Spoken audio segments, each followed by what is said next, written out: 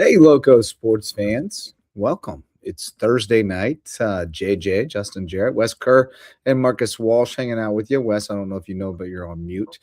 So if you didn't know that, you are on mute. Mhm. Uh, Alright, there we go. there we go.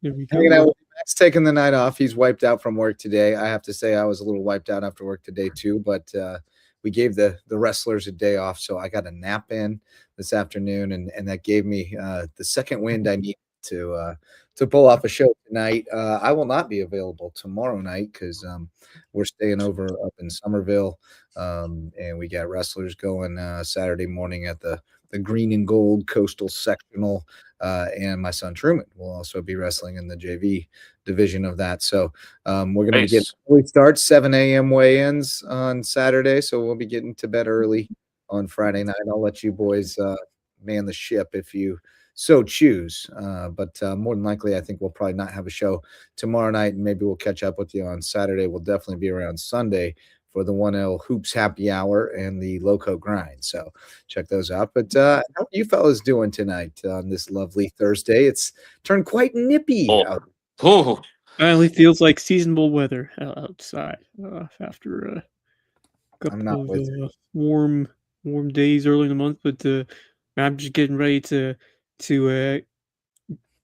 be taken, not just taken, but be on the call for this USCB doubleheader, and both games are going to be epic. You look at that women's game, how that squad has been doing, and that has been probably the bigger surprise is how that women's team performed. But then for the men's side, it's 2 versus 3. oof. Another a dominant win against Georgia Southwestern, and Yeah. now they're taking on the Nighthawks of North Georgia on Saturday. Students back on campus should be a terrific crowd.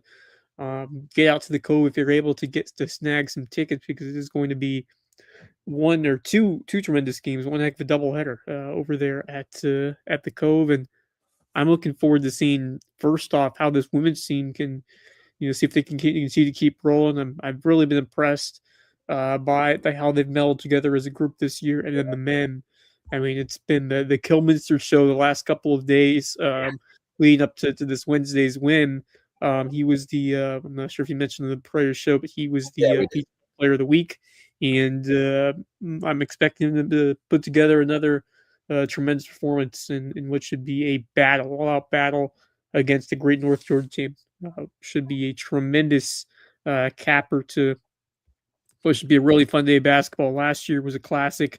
Sand Sharks hanging on and a close. That was kind of the breakthrough win for them, really for this program. I think once they beat North Georgia, once they knew they could beat North Georgia, you kind of felt like they were ready to compete against anyone in the road to eventually getting to the Peach Belt championship game last year. So feels like another big one as well this season for them. No doubt about it. And you noted, as you noted, you will be on the call for those because I'll be coaching wrestling and dadding on Saturday up in Somerville, hopefully all day long because we plan to be in the top four and go on to the Yeah. state tournament next week. So I appreciate you pinch hitting on the play-by-play, and then you'll have Kevin Libby at your side for the women's game, It's and always entertaining Tony Led to Bruin for the men's game. So It's yeah. you'll it's good that Kevin's getting some extra reps because he's back with me on Tuesday, Awesome. as we'll have Bluffton at Beaufort, and that's where I'm going to be tomorrow. Is Beaufort High? I'm going to be checking out the May River Sharks and the Beaufort Eagles because I've only seen 3/4 of any of those four teams, and that'd be the May River guys. I have yet to see the ladies of May River, and then both Beaufort teams. So. The Funky Bunch and I are going to be heading out that way tomorrow night. Looking forward to that. And it's always an electric environment there at Kirkland Court, no matter who they're playing. So certainly looking forward to checking that out and Jesus scouting. will be out. Going to be a fun night for sure. And had a great time.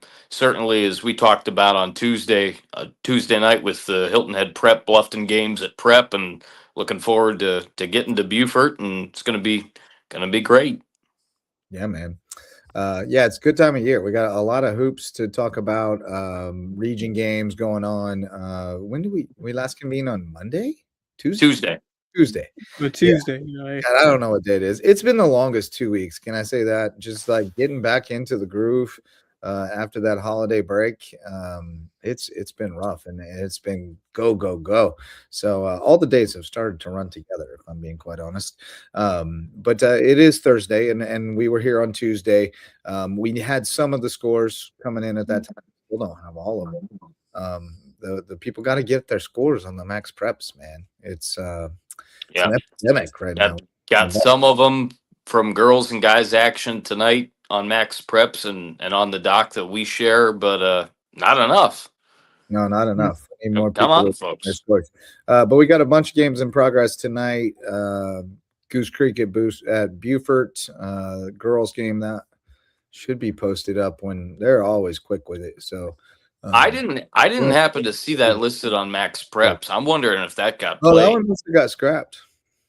I bet you it did. It looks like it got scrapped. Yeah. That's a bummer. That was going to be a good one. There we go. But Colleton County and Hilton Head playing tonight. Is that right? On a Thursday? Yeah. Yeah, looks like it.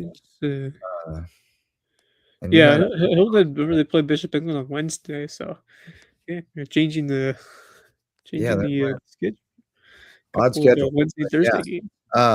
In fact, we had somebody out there, one of our young interns,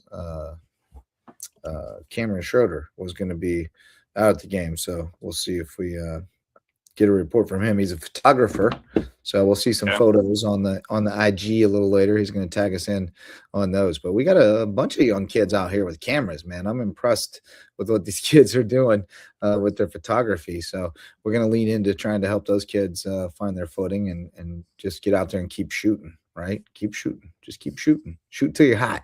But yeah, let's talk some more USCB. First of all, though, shout out to our presenting sponsors, Mickelson Law Firm, our all-star sponsor, our original sponsor, founding sponsor of LowcoSports. They're our official real estate closing attorney and presenting sponsor of our Hilton Head Christian Academy coverage.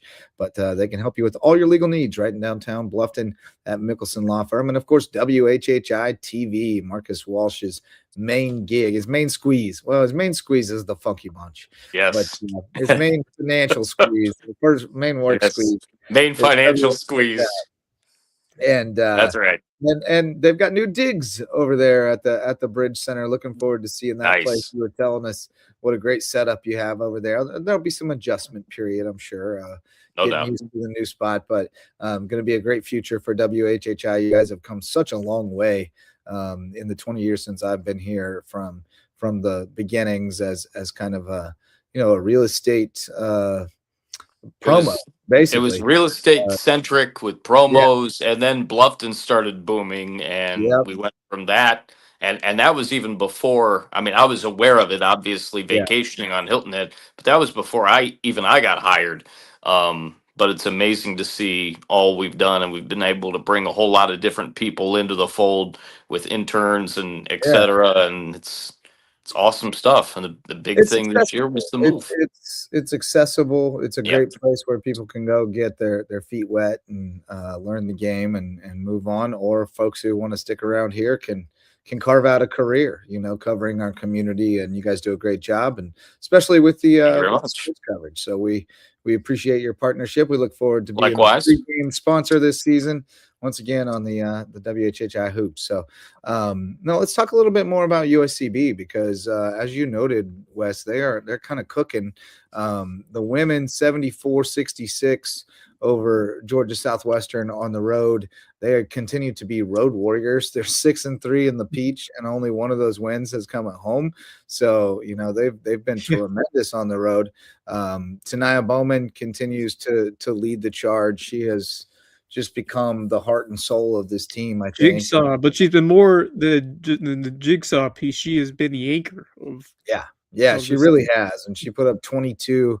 But then the one that jumps out at you is Z Kendrick, the freshman. How about that? You can see her starting to find her footing at this level. 18 points in 16 minutes.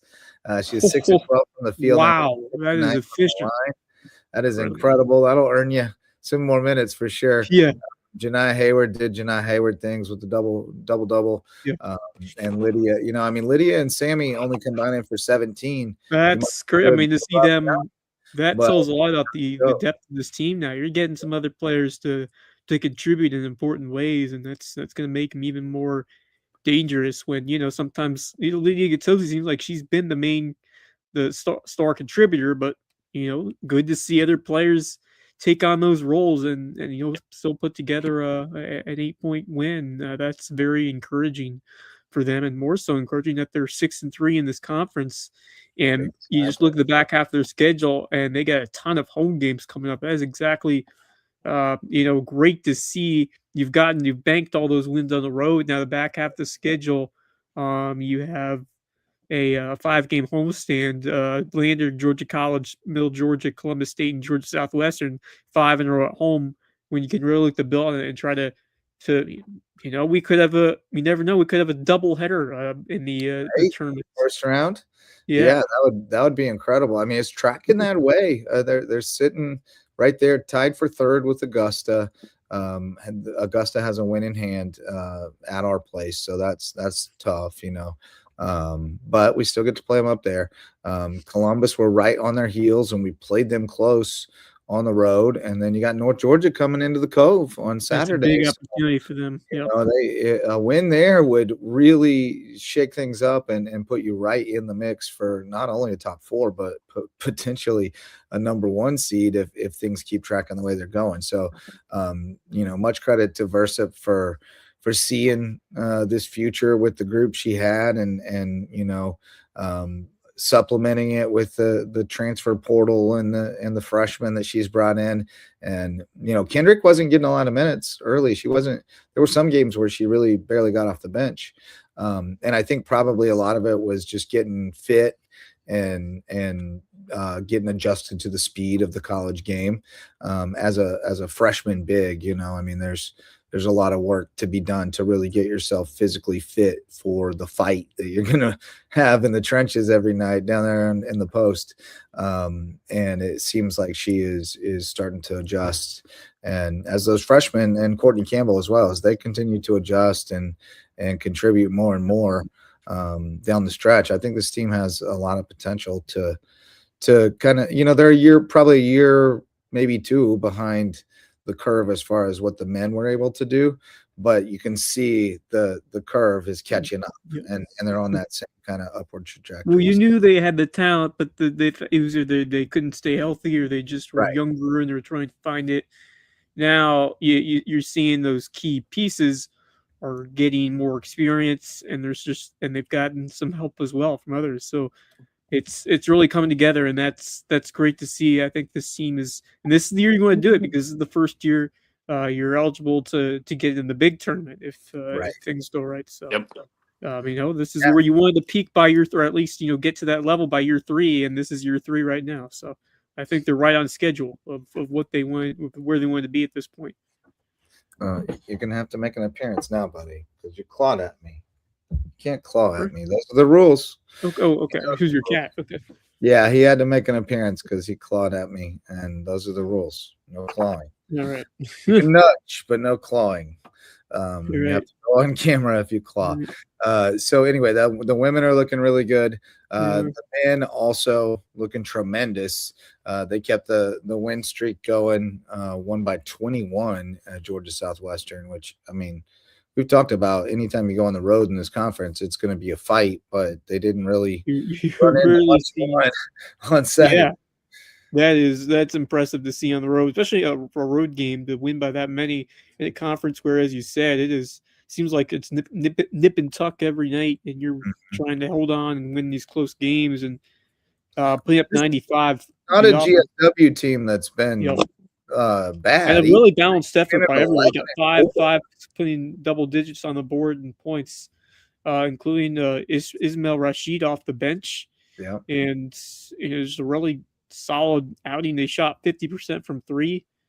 I mean, that's pretty impressive to do away from home and have that level of intensity. This team is starting to define that groove now, and after a couple of big shots from Kilminster and some others as well, they're starting to really find it now midway through the year, sitting at 6-3 in this conference, and sets up the big, one that we expect to be very important, and it will be taking on this North Georgia Nighthawk team going up on Saturday. But it took a little bit for them to find their identity or kind of find the guys that need to show up. But number 11's been the guy this year, and when the game's on the line, when they need a big shot, they're going to give it to him.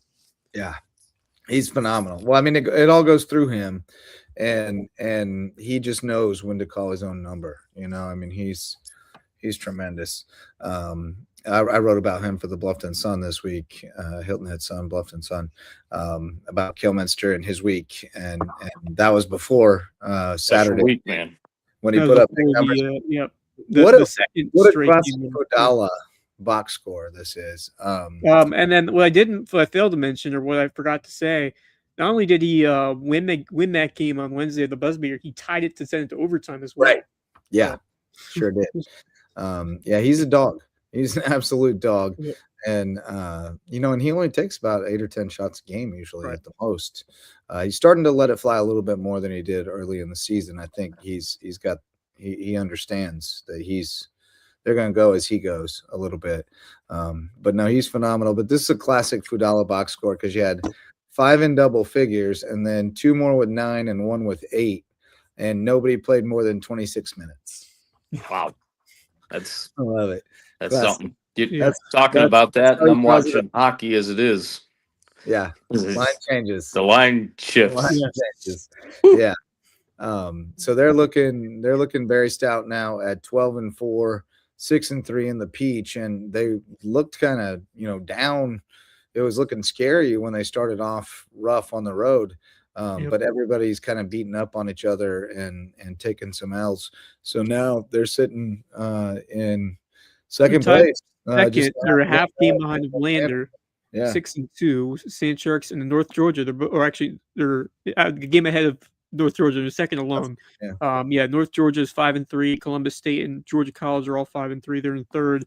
So the Sand Sharks are in second by themselves. But obviously going to be a big win on Saturday, which will determine the line in terms of the standings.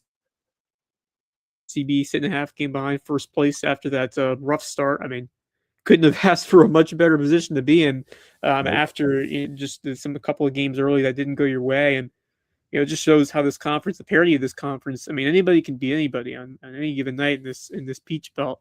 Especially look at the defending champs who were, I believe, picked first, right? You see Aiken 3-5. They are 8-8 overall. Wow. Yeah, they're in 8th in the conference. That is unexpected. Did not see that one coming. Shows how competitive this conference is.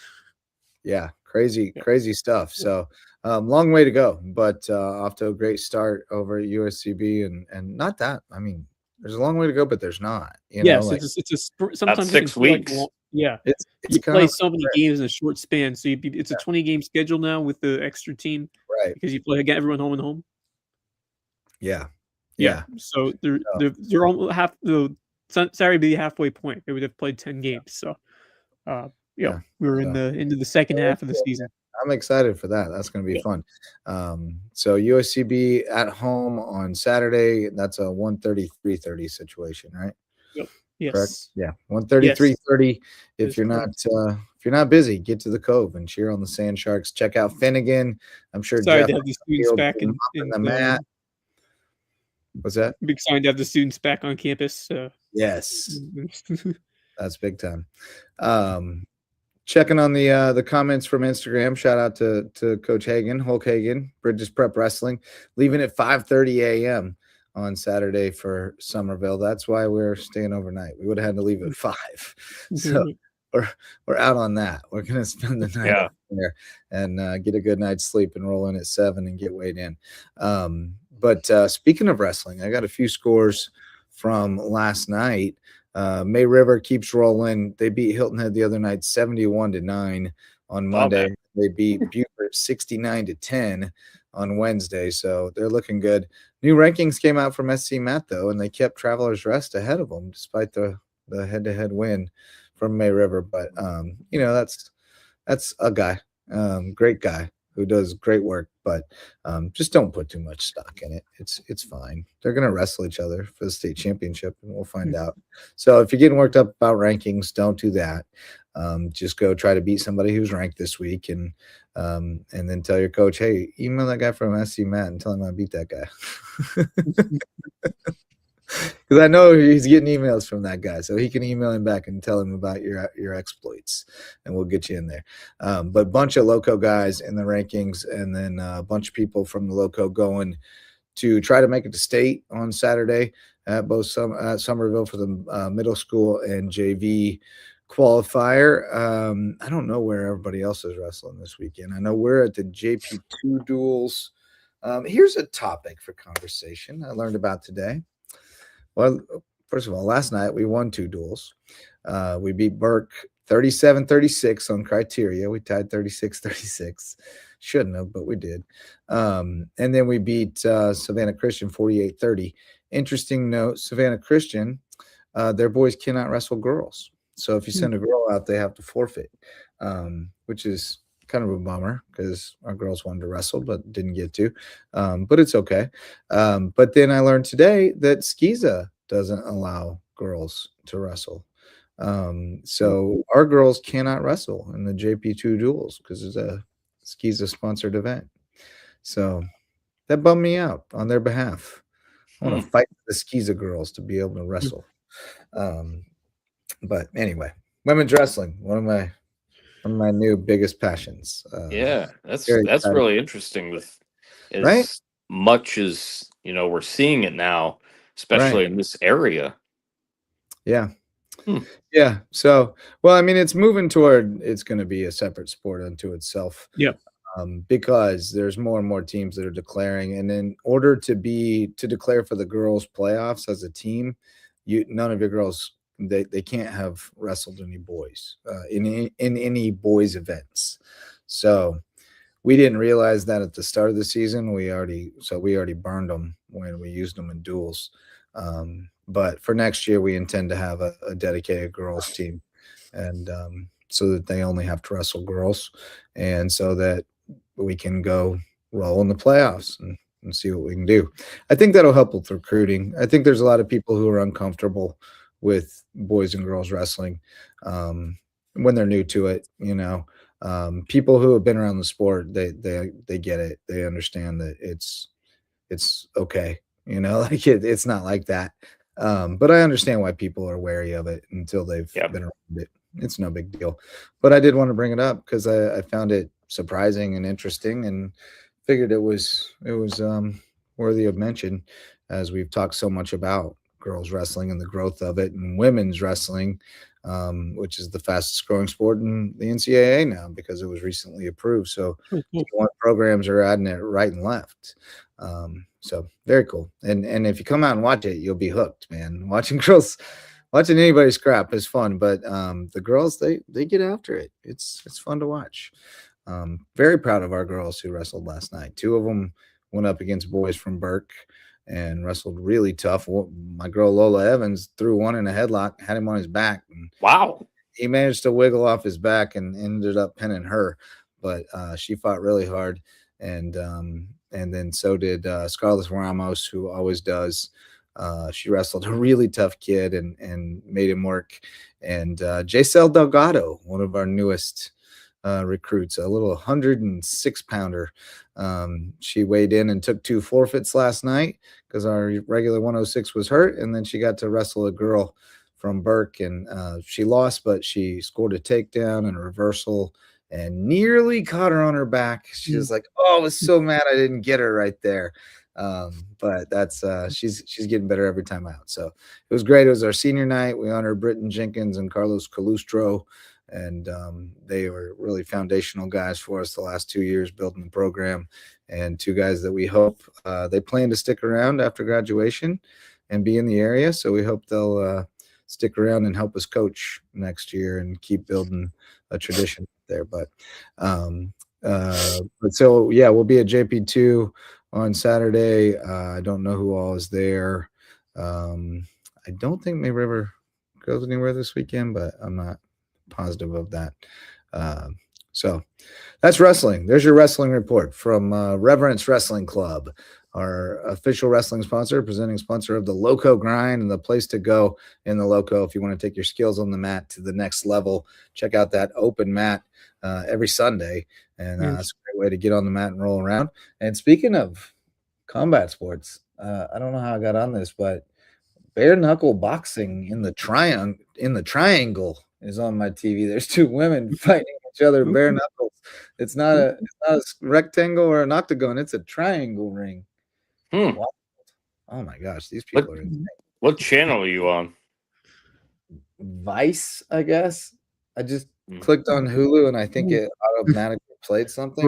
This is the time where we're starting to look for other with football season winding down, and we got the Winter Olympics coming up. But I think this is called Vice Fights. So this might be a whole channel dedicated to this. I think this is what we're headed toward. We're all just going to watch everybody fight each other until the end of days. Right. One form or another. I'm more for the wrestling. I like to keep the fists out of it. I like the grappling. But let's talk a little hoops, boys. A little high school hoops. You guys been out in the gyms the last few nights? I know Tuesday, Marcus, you were out there checking out games. Hilton Head May River. Did you go check that out? I wasn't anywhere Tuesday. Oh, okay. I had Monday. I had Hilton Head Prep Bluffton. It was the only game in town Monday. Yeah, so we haven't was on the call for those River game. But Hilton Head beaten May River first help for the Sharks. I kind of saw the potential of that happening, although I wasn't really encouraged by how they played against Bluffton. But kind of goes to show that Bluffton seems to be the team to beat. But this region has, as we expected, is going to have some twists and turns. And Hilton Head, I really liked what I saw from. Obviously, we talked about Tajay, but Keita Smith was a big contributor in the shooting and also his all-around play, his height out there.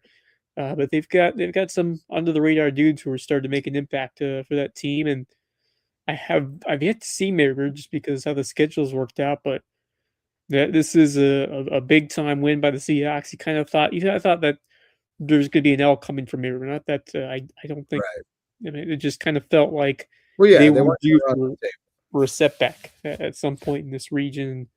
We'll see how they respond from that, but that's a big time momentum building win from Hilton Head, and I think right now it proves that Bluffton is the team that is going to be right now everyone's target because they have they beat May River.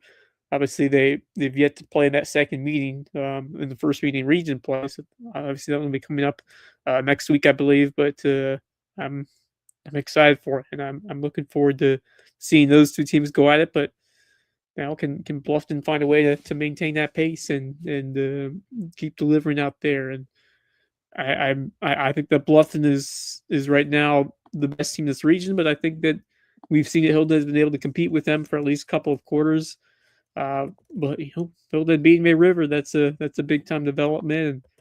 And Shane Brown, he's gonna always make some play tough on the road. They're a great team to play on the road. Bluffton, all the more impressed for what they were able to do to beat Hilton Head a couple of nights before. But it's getting interesting. That Bluffton Bishop England game coming up on Friday. That should be exciting. I believe that will be at the Bobcat Den. So that should be an intriguing one for me because Bobcats barely squeaked by Colleton on. Yeah, they did.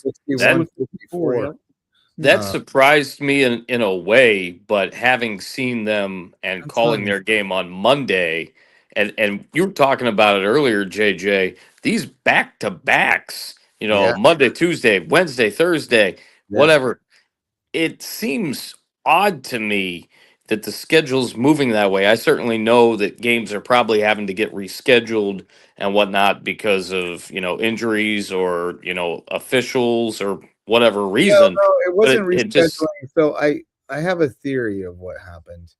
And I'm not saying of a particular thing. I'm just saying in general, it seems like it's happening more and more this year that you're seeing back-to-backs. It reminds me of, college or the NBA, unlike any other season that I can recall. Yeah. Well, it's when you try to squeeze in those non-region games in the region season, it's really hard to do because Yeah. I mean, you can't avoid a back-to-back. If you're going Tuesday, Friday, you got Monday and Wednesday are adjacent to Tuesday, and Thursday and Saturday are adjacent to Friday. So there's nowhere to go. Yep. So sometimes games get scheduled a year before where you go, hey, we'll play you on these dates this year and next year or whatever. And then you get your region schedule later and you're like, shoot. But Great point. I mean, it happens. And sometimes your AD wants you to schedule those games because they're a local game and they're going to draw a nice gate. And sometimes you think, well, maybe we'll need one game, just to when you're making the schedule, you have all kinds of crazy ideas that might not make any sense by the time you get there. But it is what it is. It is tough though, especially if you have kids that are in hard classes where they have homework and stuff. Like it's a grind. And they are kids at the end of the day, and they're going to have rough nights. But let's not talk about the high school sports report. How about that? Let's just not. I guess they didn't rank May River in the 4A top 10. But I'm not too worried about that. May River is still maybe the favorite, though. Bluffton hasn't beaten them yet. So, I think we could still get they got their little wake up call. Did you see that box score that I shared or pulled in for a second? I had a feeling this was what happened. I said for a long time, it just takes one night where the threes don't fall. And that's what happened. They were 4 of 19. Yep, that'll do it. From 3. And when you rely on it that much, that's going to kill you. KJ had it cooking. He scored 34, but just everybody else just had an off shooting night, and sometimes that's all it takes. All right. He was 2 for 8, and he's usually money. Right.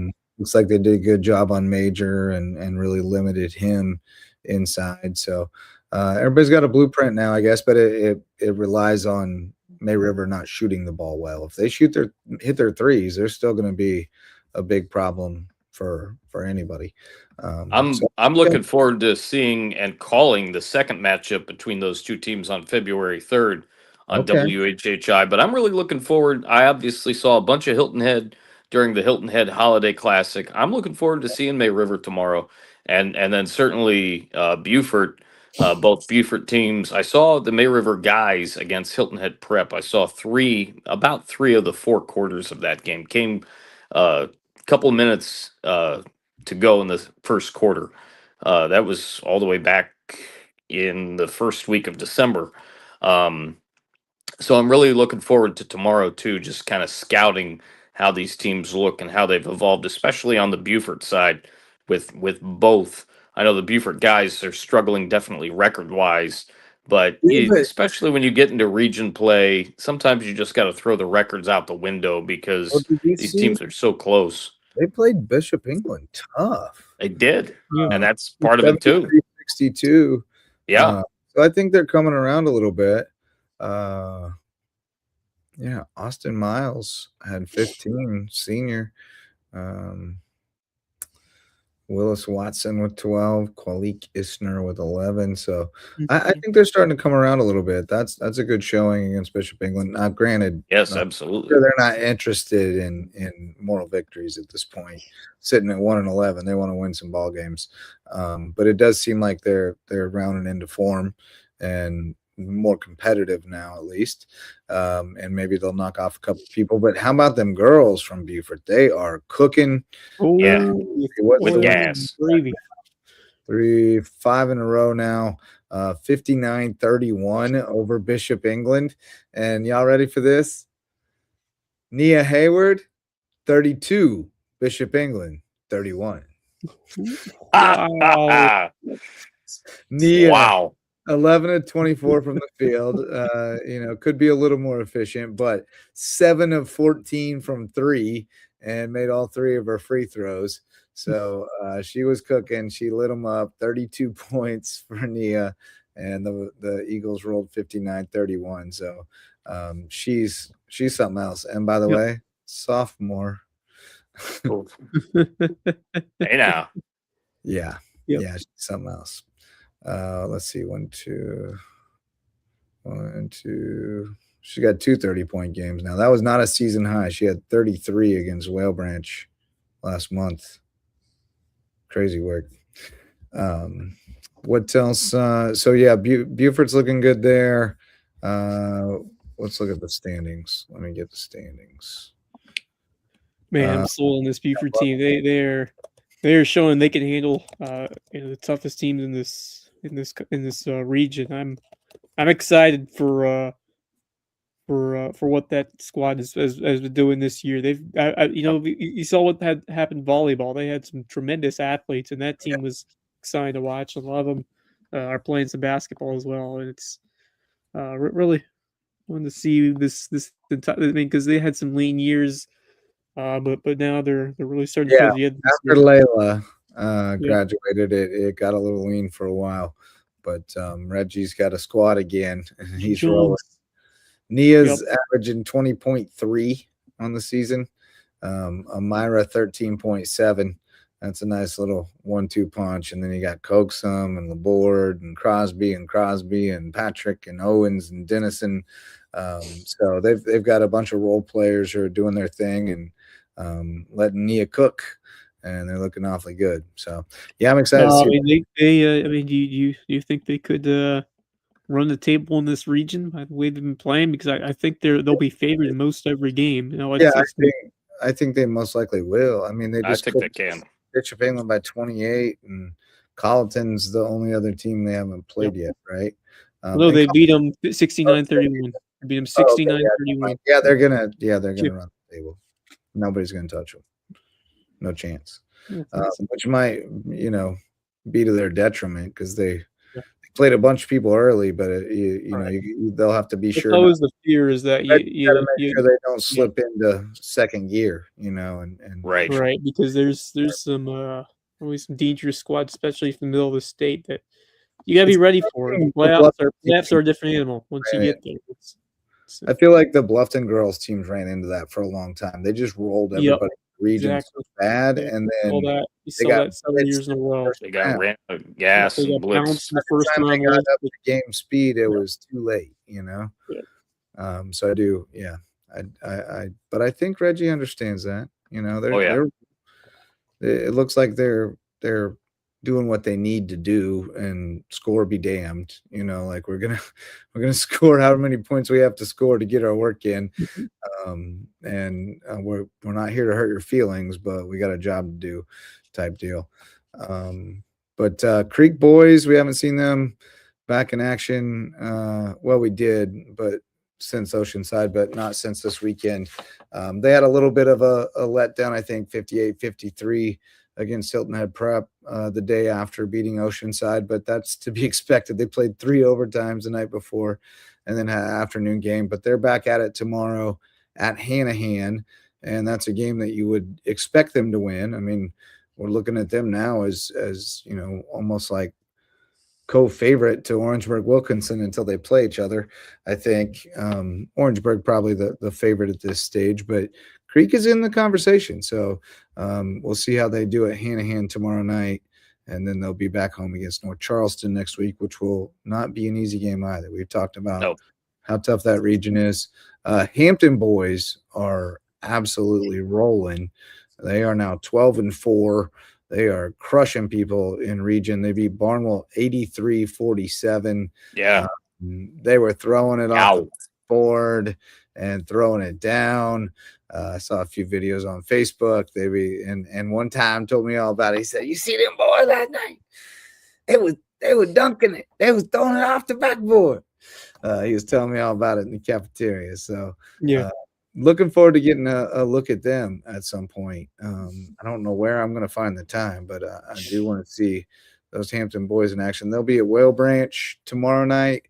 Then they got Bridges at home on Tuesday as they plow through region play. I don't think anybody in that region is going to touch them either. So we'll plan on another deep run following the Hampton boys, and the Hampton girls are looking awfully good too. I think that game with Whale Branch tomorrow night is going to be Ooh. interesting. 10-3 Hampton, 10-4 Whale Branch. They're both really solid. Whale Branch girls just rolled Barnwell 60-20 last time out. So they did have a tough loss to Lake Marion. So this is a big game for them against Hampton. They're fighting for position in that region. I think Hampton's Hampton's 2-1. Who got them? Let me see here. Oh, Lake Marion got them. Ooh. And Whale Branch. Lake Marion got Whale Branch by 1. So sounds like it's those three are duking it out in that region. And then in 1A, Hardyville boys lost to Denmark on Tuesday, 52-46. But they're still right there because Denmark had lost to Bamberg, but we beat Bamberg. So now we're in a 3-way tie, I think. Yeah, 3-way tie at the moment. And we get who on Friday? Oh, we got Royal tomorrow, so you can probably call that one a dub. Yeah, I would say so. Should be a dub. Hey, look who's in the green room. Speaking of hoops, he found his way in here. Javon Livingston of Buford. Hey, what's up, man? Man? What's going on? What's going on? How's it going? We needed just the flavor we needed on this show. We are good. I was foundering over here, but here you are. And you're talking about hoops, but I know you wanted to talk. I know you want to talk about a realignment, right?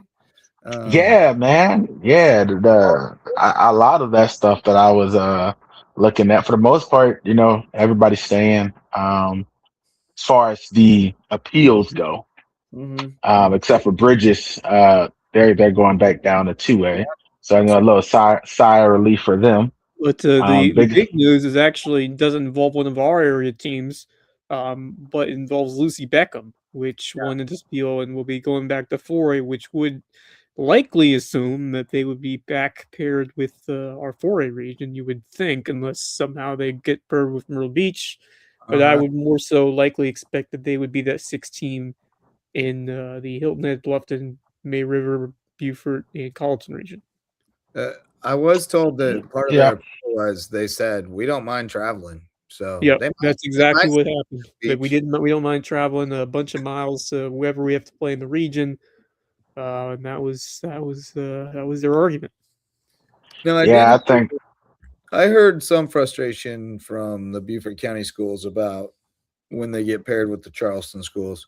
And one of their frustrations is that the Charleston schools, be it Lucy Beckham, James Island, or Bishop England, or whomever, they don't like to travel for JV. They don't like to travel down here for JV. So if you want to play them JV, you got to go up there and play them. And that was particular to baseball. And the reason is because they got tons of schools up there that got JV programs. They don't have to travel to get games. But we don't have enough schools around here that have JV programs. So, that really hurts when teams won't come down and play you. So that's one thing to consider about that. Yeah, I think teams are just looking out for their own self-interest. I think a lot of people from the outside looking in. I had some friends that were posting about Beaufort High trying to move back down in 3A, and they were just like, "Oh, well, we played 4A schools when we were in there with." I said, "Yeah, they probably did it then." And I said, now the South Carolina High School League, it's more, it's more popular. They're doing more virtual meetings and appeals, and everybody's sharing more content and things like that. I mean, you have us and moving the chains and all the stuff that way back in 2012 different. So you get this information and it's like they were probably posturing for position then. I mean, all schools are every single year. There's always been there's always been all that. But and there's always been moaning about this or that, that it is what it is, and you can't make everybody happy. There's no way. I give a lot of credit to the high school league. Are they perfect? No, but they manage it fairly well. There's some suggestions I've made over the years and would continue to make. I think we could stand to overhaul our playoffs completely. I agree with that. Just blow up the way we do everything. I don't know why we have to be tied to this region system I necessarily. don't know why we need like Yeah. 8% of teams to be playing the playoffs as well. Yeah. So there's a lot of things that we could probably tweak, but as I explained to somebody, one of my students today or I'm yesterday, 50-50. I was talking about policies and the problem, the inherent problem with you find a problem and you develop a solution for it, but then in doing so, you don't necessarily think about all these other instances where it's going to scoop up these other things, unintended consequences, right? Yeah. So that's the thing about policy. It always evolves because you find the weaknesses in it. You find where it's missing the mark, and you narrow it, you focus it in, and you fix that part, and you strengthen it until it's as strong as it can be. And I mean that you can never get it exactly right. It's like a work in progress always, trying to get it just right. Plus, then you got all these moving parts. I mean, new schools and popping up all over the place, and some of them can recruit. They're drawing people from and some of them only take athletes, elite athletes. It's like, well, how do we compare that to a school where they have to take every child that lives within this radius? That's not apples to apples. And so, I mean, the world's always changing, and so policy has to always evolve and try to catch more of the loopholes, so to speak. But I think they do a great job by and large. I think the multipliers really help that they've been able to implement that. Yeah, and is it perfect? Yeah. No, it's not. But that's why they hear the hearings, and you're seeing that most of the teams, the schools that are winning their hearings, are the smaller charter schools that are truly charter schools, not academic, powerhouses or athletic powerhouses. So, Bridges going back to 2A, I think that's probably appropriate. They're not world beaters at 2A, and they just went up from 1A to 2A. So, I think that's probably where they belong for at least the next cycle. I would say they don't even have a football team. So, I mean, if you're going to do athletics, I think if you're big enough, you would at some point create a football team, I would think. And they don't even have the space and capacity for that.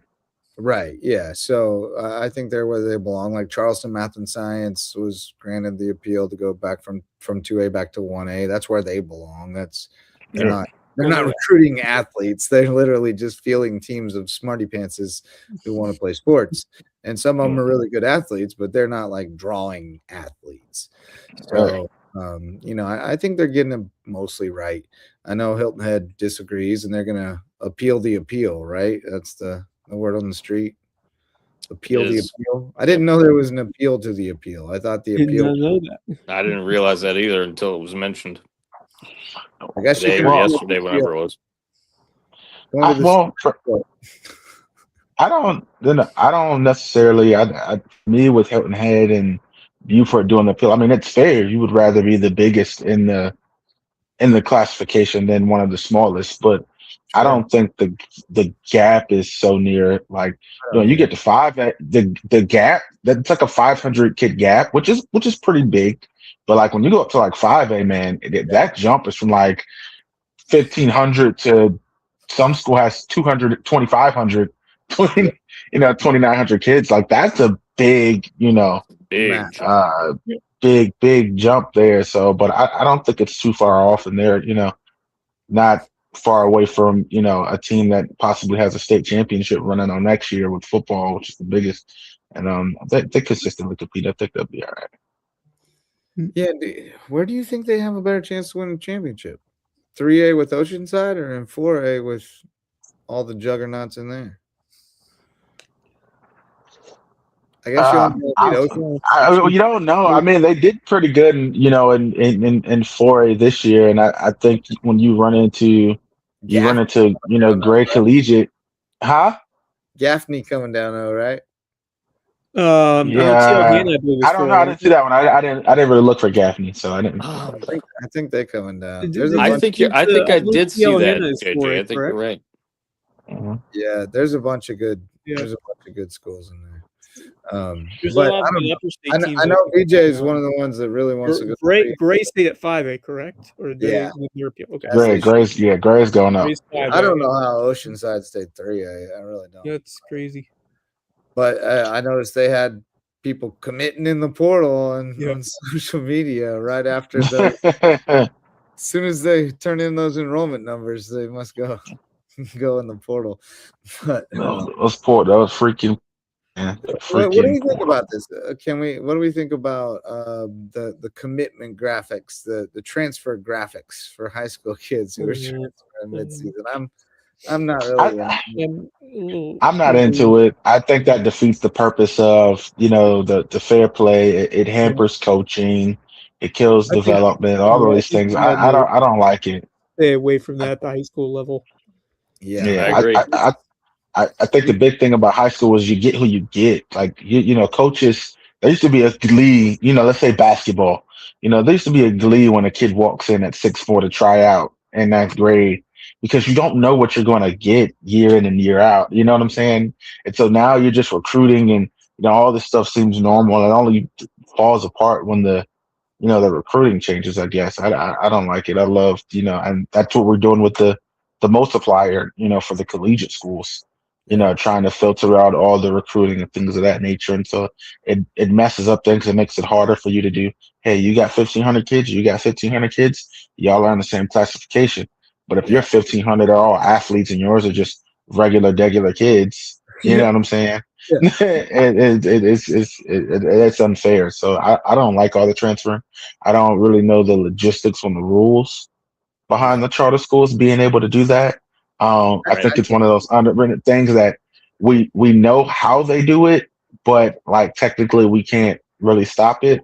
But I just think they should, put them in their own classification or do something. I don't like because I feel like that's the answer to that is I don't know if the school of choice would have increased the way it did, but I think that's to try to answer that charter school talk. Right. And now kids are just moving all over the place, and it's crazy. Yeah, I do think that the inevitable conclusion is that they move into their own league, and with every new one that opens, it makes it more viable. I mean, I think there's going to be enough that are of high enough stature soon enough that we're going to be able to do that, and there'll be people who fight that because they'll be like, "We're Bridges Prep, we can't complete with Gray."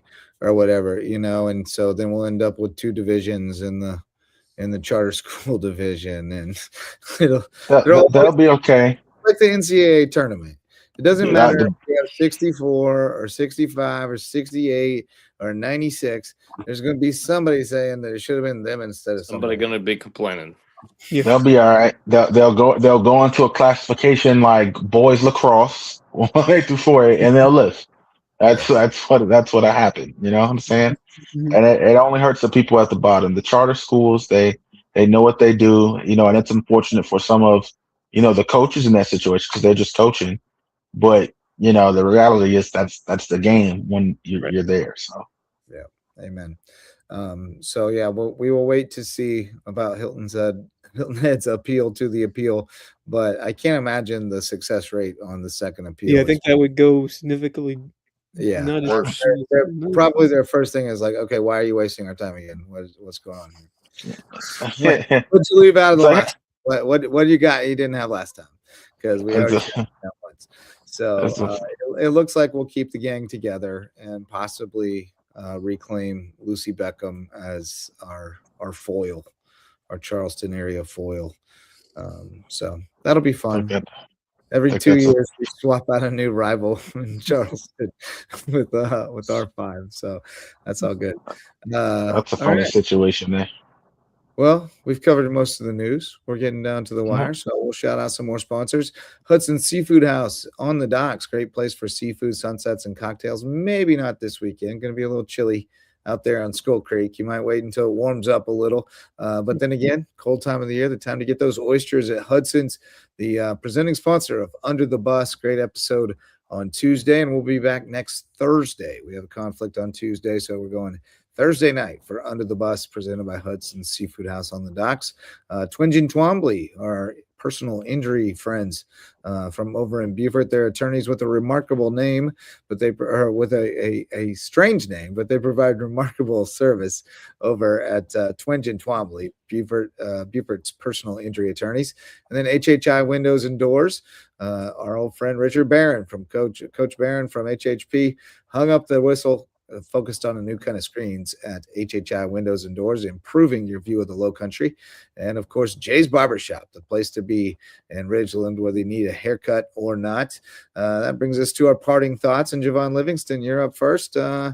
Perhaps something about your Steelers, Mike Tomlin, or you guys? Oh, whoa. We don't gotta bring that up. We don't, you don't gotta bring that up. Parting thoughts, for me, you know what? I think I'll keep it, high school basketball. I'll take an alumni talk at this point. Battery Creek cracked the top 10 in the South Carolina coaches poll. I think that's big. I think I've been very vocal about it with Coach Brown, former classmate of mine. He was my first introduction to varsity sports as a freshman, watching them play on the fan bus. But it's just great that he was doing it the right way. He's really pouring into the kids, focusing on the young men aspect, athlete second type situation. I'm glad it's finally paying off because, for him at first, that losing, doing it the right way only goes so far. You got to win at some point. Right. And I was scared he was getting to that point, and so I'm glad these last 2 years, you saw a jump last year and it fell off. Well, actually the year before, the last 3 years, he had a great group of kids with Elijah and the crew. Last year they started hot, then they fell off. Yeah. And then now this year they're in the top 10. And so I just think it's great to see that growth over a while and improve. Sometimes with coaches, you got to give them some time. A lot of time, everybody's quick to fire coaches after one season. Sometimes you got to let them go through. So shout out to Coach CJ Brown and the Battle Creek offense. Yeah, we had him on like a week ago. What a great guy, and just love the success for him because he's been with that program for a number of years. Yeah, well, he deserves all that. When he was back in the John Drafts days, CJ was a tremendous young point guard and had some teams around him, and really fun to watch. He's still the fastest dribbler. Albert got it, just light it up from three. Brent Evans was smooth with it. They had some good squads back in the day. Abagati's still doing it all the way in Germany or wherever he's at now in the military. Yeah, he's winning tournaments and posting trophies. He's still shooting. I never he got no hair now. I never saw a quicker trigger from outside, man. He could get rid of it in a hurry, and he was just lights out from out there. He would fill it up.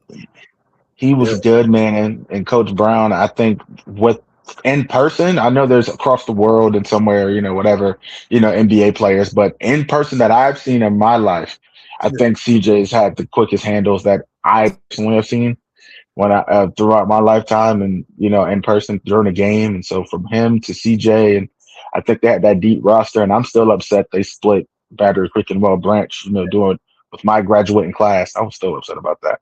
Yeah, so it would have been a squad. It would have been. What do you got, Marcus? Tell you what, I saw a headline on Facebook today that you don't typically see a whole lot of in this area, let alone anywhere else. I wish I could write down or remember the name of the guy that did this. But the Funky Bunch and I went to Station 300 today and got our bowling on along with some chowing down over there at Station 300 after we went to the new location where WHHI is going to be starting on Monday. There was a guy that bowled a 300 last night. Ooh, seems like that is like top of the charts, bucket list worthy for sure to bowl a perfecto. Congrats to him. And we bowled a couple of games, and I tell you what, I forgot how good the Jamaican Jerk Double Smash Burger at Station 300 is. Double patty, smash, obviously, pepper jack cheese, I got your man, by the pineapple. way. What's Kevin that? Allgood. Kevin Allgood. It was all good for him. There you go. Night, rolling the 300. Thank you. We had one tonight as well. Oh, dang. Lane Doucette. Oh, he works how there. about it? They is there like a my high score is 89. All the 300. No, they just seem to post them on their Facebook. Okay. I didn't even hit that today, Javon. I beat the Funky Bunch in the first game. I had to come back and Here's get the her, real but she smoked me in the second one. That was Did she use the bumpers? No, she bowled the best game that she's bowled in the practically 3 years we've known each other. That's fantastic. It's incredible. But this Well, last burger I've been bowling, but I was just phenomenal. Yeah, this burger, Caribbean Jerk Double Smash Burger. Yeah, with What do you got, honey pepper jack soy cheese? sauce on it too. You got a Pepper jack cheese, Oh, and of course, because I'm me, I had to get bacon on it. I was gonna say of bacon would be a real nice addition.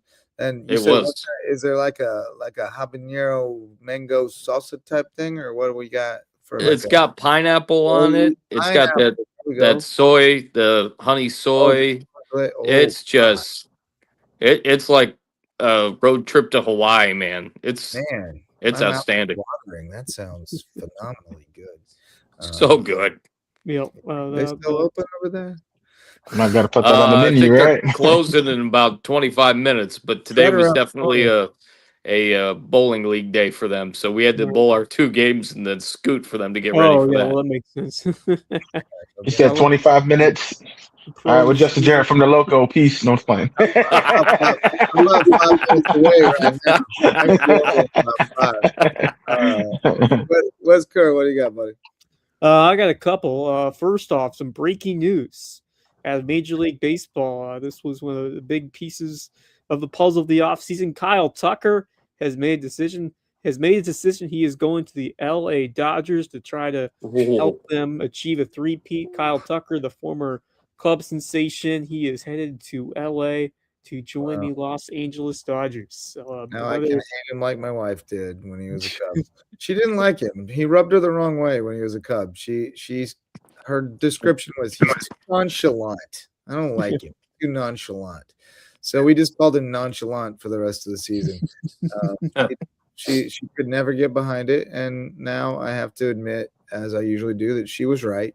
And to hell with Kyle Tucker, and go Alex Bregman now, I guess, because we root for Laundry. Yeah. Meanwhile, the Red Sox.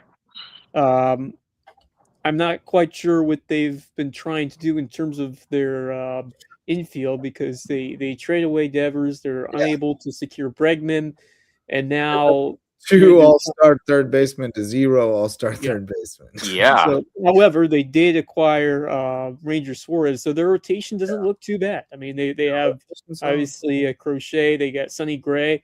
So, I mean, their pitching should be competitive, but I mean, there's no excuse to fumble. I mean, not just a premier third baseman in the major leagues in Rafael Devers. Franchise. That's he was no doubt, and you never saw it coming. It was some random day in June when he got traded, and nobody saw it coming. Yeah. I mean, maybe some did, but you kind of saw it coming because he was fussing. But that was because they told him. Well, no, it's just the time. I guess just the timing of it. The timing of it didn't seem like it was going to happen.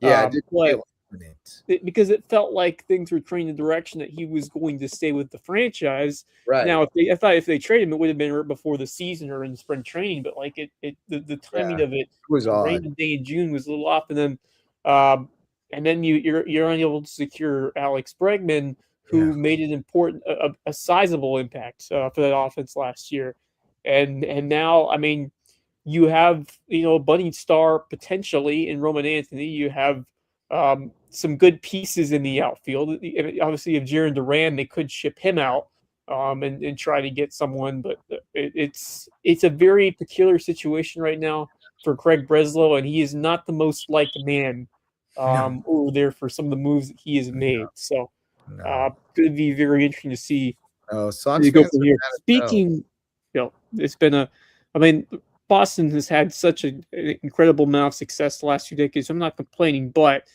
certainly Rafael Devers was he was my favorite player on the team prior to him getting traded, and just really enjoyed. I remember seeing the first home run he ever hit in the major leagues, like almost a decade ago, and he was such an important fixture of that offense year in, year out, most consistent player. They signed to a long-term deal a couple years ago, and they shipped him away. So crazy stuff over there, and it's going to be very intriguing to see how this season goes, because they do have some talent in the rotation. They do have Aroldis Chapman still in the bullpen, so they have pitching talent.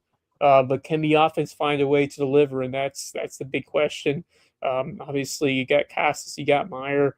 You have some talent in the outfield, but do you have the star players to put you over the top? And right now, they certainly don't. So it'll be interesting to see how Boston does. Speaking of Boston, my final parting thought comes courtesy of our good friend Jeff Riley.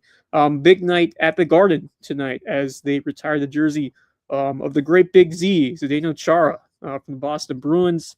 Had a tremendous career. He's the tallest player to ever play in the National Hockey League at 6'9". He was a monster and a pest out there on the ice. Good luck getting past him or geeking past him. Because, you could not. 6'9" on skates, so he was like 7 feet on skates, right? Yeah. That's easy work. God. Can you imagine that man coming at you? That's just silly. That's horrifying. He was a handful. Man. Wow. All right. I don't know if I have a parting thought per se. Let me scour for one. Actually, I do have one, courtesy of the great Curry Kirkpatrick. He sent me an old tweet. Now, as I'm sure you guys are aware, because you're very in tune with the pop culture. Do we all know who Josh Allen's girlfriend / fiance is? Steinfeld. Yep. Haley Stanfield. Yeah. Steinfeld. Yeah. Well, there's an old tweet that she made where she says, "Hell yeah, Broncos," and she dabs. Oh boy. And that's from 2016. And so that's crazy work. They can dig up anything these days. Yeah. Listen, I don't buy too much into girls tweeting about sports teams. Look, I think this was before. Not in a bad way. Just some of them are true fans, and then the other half they're just fans of their boyfriend's team. Like that. She might have been a true Broncos fan at some point, but if Dayton was the Bills, the Bills were a Bills fan. I mean, yeah, she's a Bills fan now. Josh Allen was at Wyoming. He was in college. That's right. That's right. And that Wyoming's not very far from Denver. So true. Most people in Miami are Broncos fans, I would think. So. I would think it's got to be a huge number of Broncos fans out there. Yeah, all the big Sky Country, I would think, would be in favor of the Broncos. But that's the closest protein there. Yeah, I mean, Vegas is out there now, so right, but they weren't a little bit. But that's a new occurrence now. So last 3 years or something like that. But if you were a Broncos fan before that, then there's no way you would become a Raiders fan because they moved. Nah, they haven't been good enough to convince you to switch either since they've gotten there either. Patriot for the Raiders if you were a Broncos. All right, boys. Well, good stuff tonight. We cranked it out. I was a little out of it, but I think I was mostly coherent, and you guys made sense. So we'll call it a show. Thanks so much to all of our sponsors.